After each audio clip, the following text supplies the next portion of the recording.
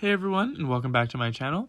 So today we're going to go over how to sign into Ubisoft without your recovery email and password. So first things first, we're going to want to go onto the Ubisoft website. And once we're here, we're going to want to press the settings in the top right corner, right over here.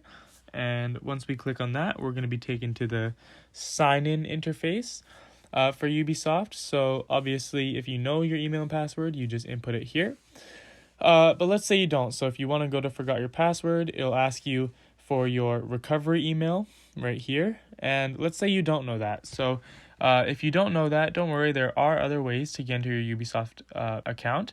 What you can do is go back to the login interface, and right under it, you have these four options: the Facebook, Xbox, Twitch, and PlayStation options. So you can use any of those four options to also sign into your Ubisoft account if you don't have your recovery email.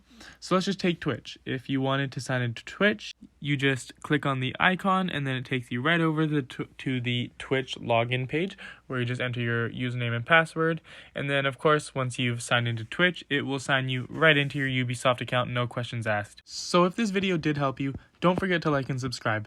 Thank you so much. I'll see you in the next one.